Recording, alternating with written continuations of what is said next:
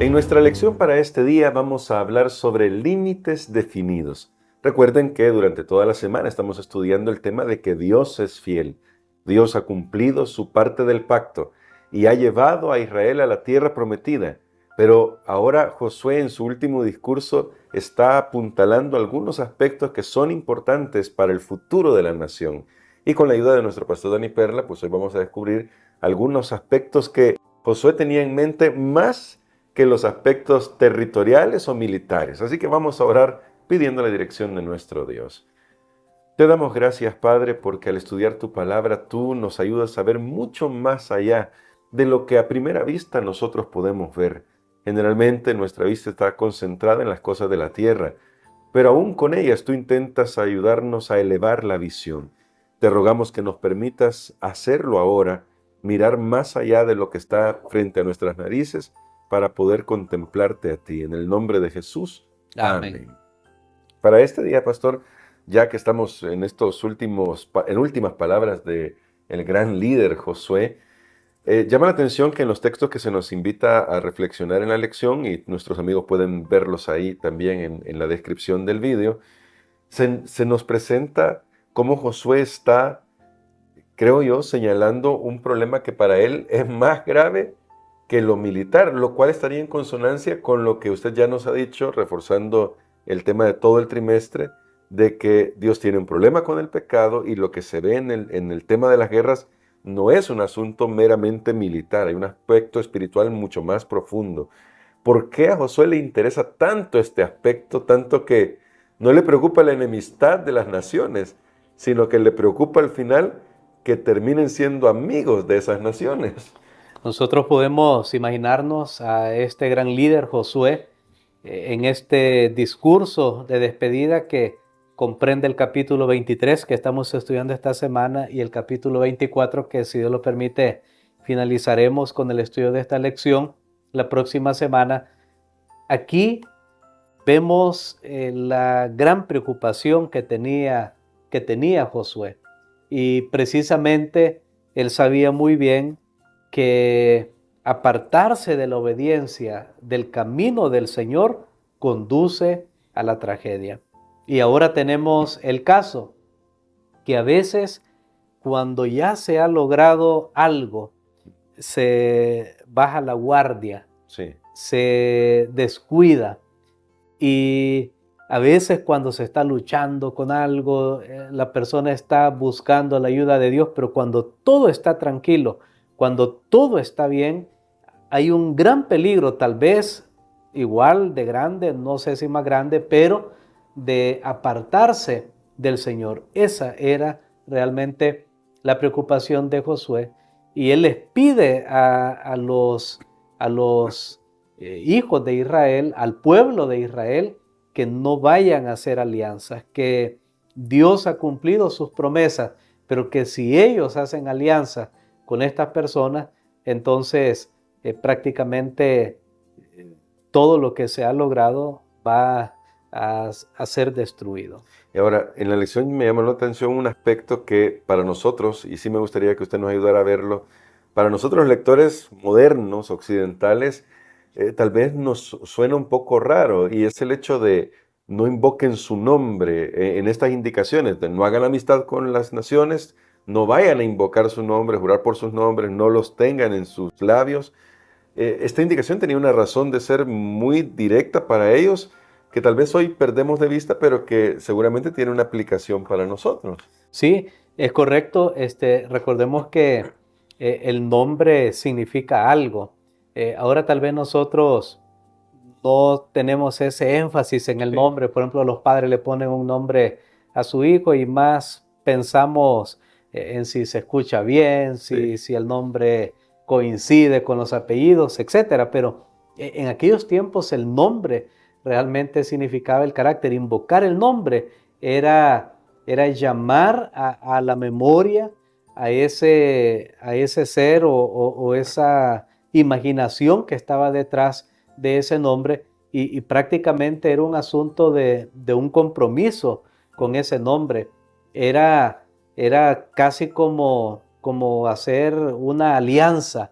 De hecho, hay algo todavía más allá y nosotros lo vemos en el Antiguo Testamento que detrás de esos dioses paganos, detrás de esas deidades, quienes estaban en realidad eran los demonios, Sí, porque uno a veces puede pensar, bueno, ¿y por qué los israelitas adoraban solamente un ídolo y que era de madera? Yo un día estuve viendo unas imágenes de algunos ídolos que se desenterraron allá en esa zona, ídolos de esa época del pueblo de Israel, y ni siquiera llaman la la atención. atención, no es alguna imagen bien elaborada de algo, pero la pregunta es ¿por qué? Bueno, por lo mismo que existe la idolatría hoy, que la gente dice, bueno, no, yo tengo aquí esta imagen y yo le pedí un favor, yo le pedí un milagro y me hizo un milagro.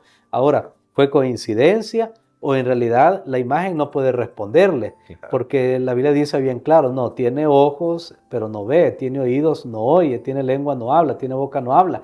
Entonces, ¿qué es lo que pudo haber pasado? Digamos que sí hubo algo sobrenatural, que hubo una respuesta. ¿Qué pasó? Ah, ahí entra. Entonces, ese mundo espiritual que está detrás, está el bien y el mal. En este caso, pues hay un enemigo, él tiene también sus agentes y él puede responder a una persona. Lo vemos con Saúl, Sí. cuando él se desvió, el rey Saúl, el primer rey de Israel, y finalmente él tuvo por ahí una aparición de Samuel y le dijo hasta lo que iba a pasar en la batalla al día siguiente. Claro, ¿quién está detrás de eso? Bueno, sabemos que hay un enemigo. Entonces, invocar el nombre de esos dioses era realmente un asunto de compromiso y allí Dios les había pedido, bueno, a través de Josué, miren, ni siquiera lo tengan en su boca, no nombren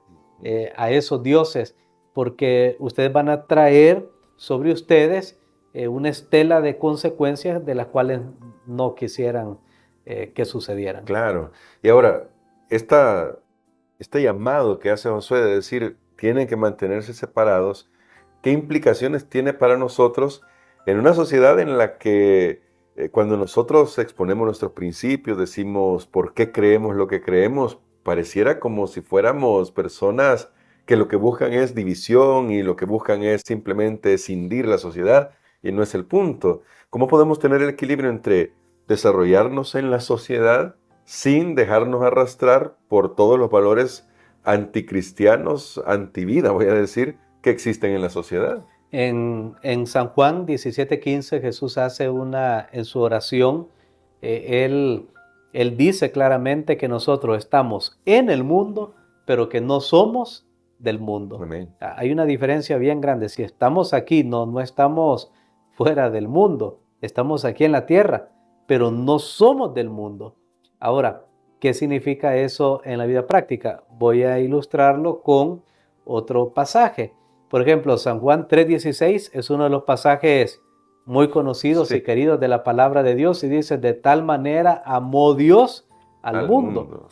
Ahora, encontramos en Primera de Juan, capítulo 2 y el versículo 15 que dice, no améis al mundo, Ujú. ni las cosas que están en el mundo. Porque por un lado dice, Dios ama al mundo, y por otro lado dice que no amemos nosotros al mundo. Entonces, y si nosotros queremos imitar a Dios, es que necesitamos poner todo en su contexto. Cuando dice que Dios ama al mundo, es que Dios ama al ser humano, defectuoso, débil, pecador, enfermo, tal como somos.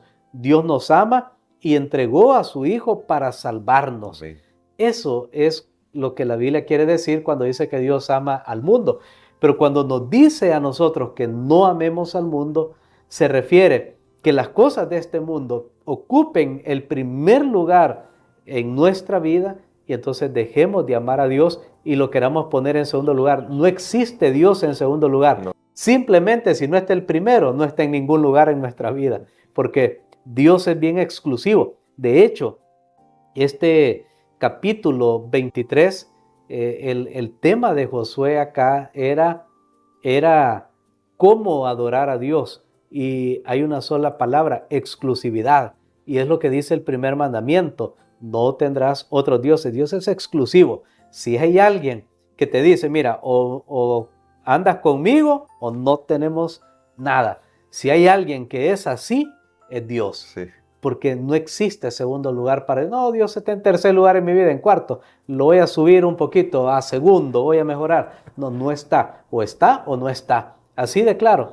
Pero hay un gran problema para nosotros los cristianos ahora, hermano Gerson, y es que nos ocupamos tanto de las cosas de este mundo, de las comodidades, de esto, de todo lo que necesitamos, del confort que este mundo nos da, que olvidamos amar a Dios. Y ese es el problema. Pero mientras estemos en este mundo, tendremos que trabajar, estudiar, hay que vestirse, hay que comprar, hay que vender. Todas esas cosas no son malas, por supuesto, si se hacen dentro de los principios que da la palabra de Dios. Además, todos hemos nacido en una cultura, hemos nacido en este mundo y en la cultura hay elementos que son rescatables, hay otros elementos que hay que desecharlos completamente, pero no somos iguales. Si usted un día fue a una reunión de la iglesia adventista a nivel mundial, se va a dar cuenta que no todos somos iguales y que a veces pensamos nosotros, sí, somos de la cultura del cielo, sí, en valores y principios. Amén. Pero hay algo que me diga, este es el tipo de zapato que debe usar el de la cultura del cielo. Este es el tipo de camisa, porque eso es temporal. Recordemos que todo lo que tenemos aquí es temporal y se va a destruir. Lo que vamos a usar en el cielo o en la tierra nueva todavía no ha subido en pensamiento de hombre, no sabemos. Entonces, hay elementos, porque yo tengo que decir esto, a veces queremos uniformar a todo el mundo. No, así como yo ando, así tiene que ser. Por ejemplo, yo ando, para aquellos que están viendo la grabación, yo ando un traje y ando corbata. Aquí mi compañero no anda corbata, pero ¿pasó algo? No, creo que no pasó nada. Como decía un predicador por ahí, bueno, la corbata no predica, pero se ha reconocido que Claro. todavía, porque las cosas a veces estas van cambiando, se ha reconocido que significa una ropa más formal, aunque las cosas van cambiando. Elena de White nos da un consejo, dice que los adventistas del séptimo día no debemos ser ni los primeros ni los últimos en adoptar una moda. Por supuesto, no estamos ahí a ver cuál es el último grito de la moda. Tampoco estamos, bueno, voy a andar como en 1720, porque vamos a desencajar. Ambas cosas van a llamar la atención. Si yo ando aquí con lo último, ¿verdad? De la moda y todo eso, o si ando allá del año, del tiempo, desde Martín Lutero, de ambas maneras yo voy a llamar la atención y ahí cometemos un pecado. ¿Por qué? Porque nunca debemos llamar la atención Sobre a nosotros. mismos. Sí. Así que creo que estos son algunos principios. Esta semana ha sido de estudiar algunos principios, algunas enseñanzas que la palabra de Dios nos deja, pero recordemos entonces, no nos acomodemos tanto a este mundo, que no tengamos la energía suficiente para decirle a otros que Cristo le ama, Cristo viene y Cristo quiere salvarle. ¿Sabe cuál es una de las pruebas más grandes? Yo estaba pensando hoy en esta lección, ¿cuál es una de las pruebas más grandes? Que nosotros no amamos al mundo cuando tenemos una preocupación por predicar a otros. Porque a veces nos concentramos tanto en lo que yo no hago. Bueno, yo no amo al mundo, entonces yo no tomo, no fumo, no hago esto, no hago lo otro. Sí, pero todo está centrado en lo que yo no hago. Sí. Y no es así. Vamos a estudiar, de hecho, esta semana, en los próximos días, qué significa amar a Dios en verdad. Porque no se basa en eso. No, la gran pregunta es, ¿qué estoy haciendo? Hay un himno que dice, ¿qué estás haciendo por Cristo? Esa es la prueba suprema. Por supuesto, nuestro estilo de vida debe reflejar principios y valores de acuerdo a la palabra de Dios. Muy bien, excelente con estas orientaciones, pastor. Sí, me gustaría que orara por nosotros para que hoy podamos decir, Señor, sí quiero que tú seas el primero y el único en mi vida. Y luego aplicar lo que la Biblia enseña para, como nuestro pastor nos lo ha dicho, ver cómo vamos a vivir en este mundo. Amén. Padre, gracias te damos, Señor, por la lección maravillosa que nos has dado hoy de recordar que en los momentos de tranquilidad, de bonanza, de paz, siempre tenemos que cuidar nuestro corazón y no permitir que que alianzas externas puedan quitarnos el lugar que solo tú te mereces en nuestras vidas, que podamos amarte por sobre todas las cosas. Perdónanos, Señor, porque a veces nos acomodamos tanto a este mundo, aunque no hacemos las cosas escandalosas que hacen otros pecadores, pero nos acomodamos tanto a este mundo que olvidamos ponerte en primer lugar en nuestra vida y olvidamos compartir tu evangelio. Perdónanos, Señor, en el nombre de Jesús. Amén. Amén.